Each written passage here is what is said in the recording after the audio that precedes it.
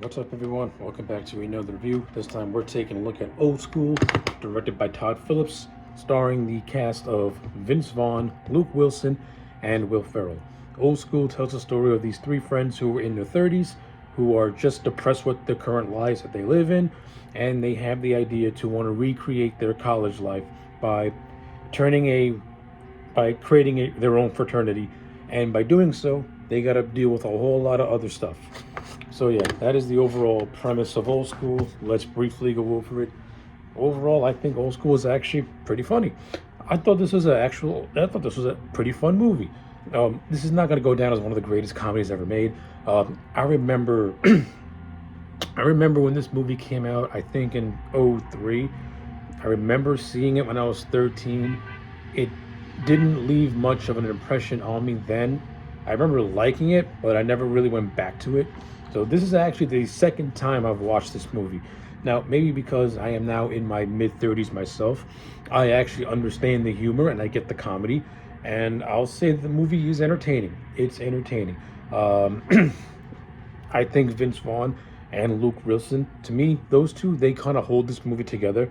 I'm not really a big Will Ferrell fan. I've never been much of a Will Ferrell fan. I think when Will Ferrell is the lead of a movie, he's unbearable.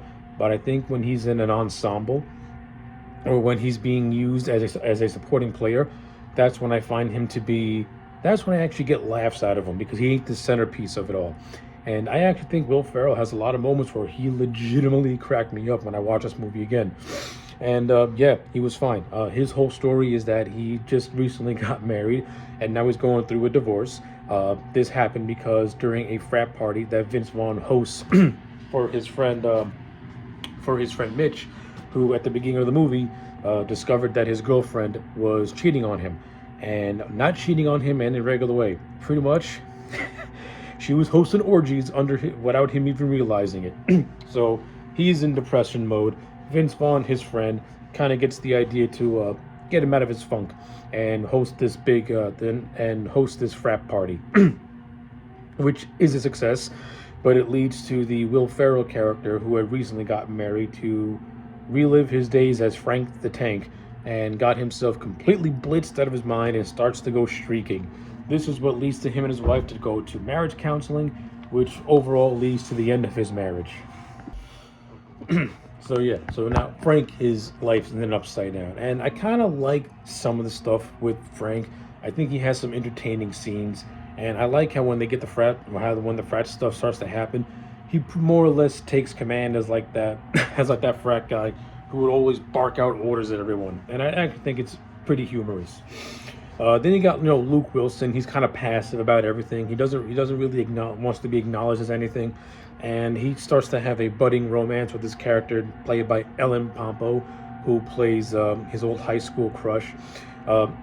Truth be told, I don't think Luke Wilson and Ellen Pompo have much chemistry on screen. Not only that, they don't really have a whole lot of scenes together for me to actually care about their romance. I think it's very undercooked and very underdeveloped. This movie goes more for humor, and it goes more for that, like Old School goes for that American Pie type of humor. And that kind of humor is what I grew up on. American Pie came out in 1999. I was 9 years old, so I was kind of used to that sort of stuff.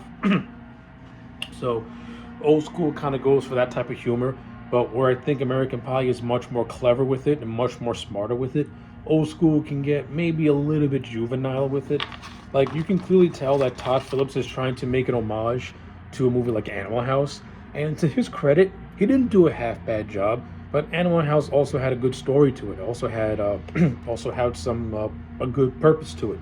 Old School to me just feels like a bunch of middle-aged dudes just having a good time. And listen, that's the movie you get, and it's not horrible. It's entertaining. It got some chuckles out of me. The movie also has some pretty cool cameos. You got a cameo by Sean William Scott, who plays this guy who was herding a bunch of farm animals because the Vince Vaughn character is hosting a birthday party for his son, and Will Ferrell accidentally shoots himself with the dart, and Sean William Scott's character is completely just like in awe about it and is cool with it. And yes, Sean William Scott manages to get the Stifler laughing, so that's pretty cool.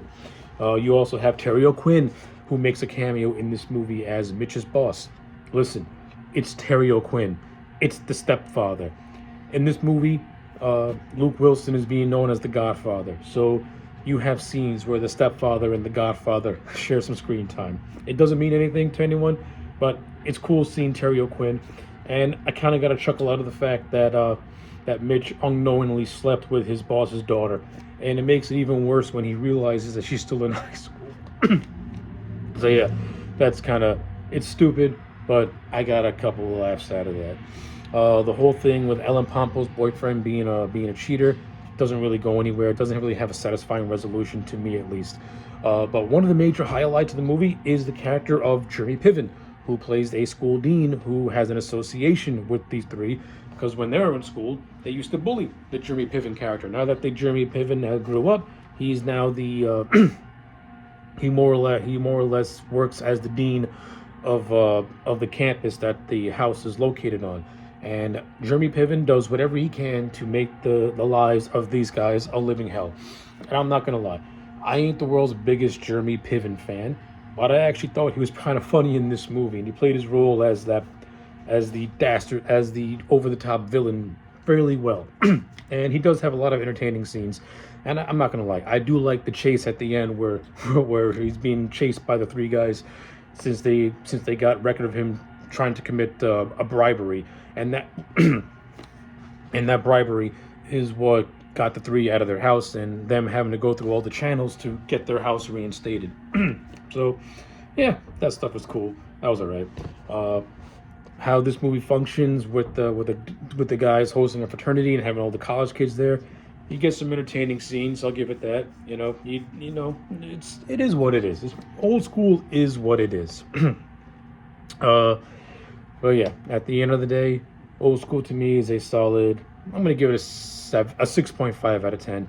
It's a decent comedy. If you haven't seen it in a very long time, give it a watch. You'll get some chuckles out of it. But overall, yeah, those are my thoughts.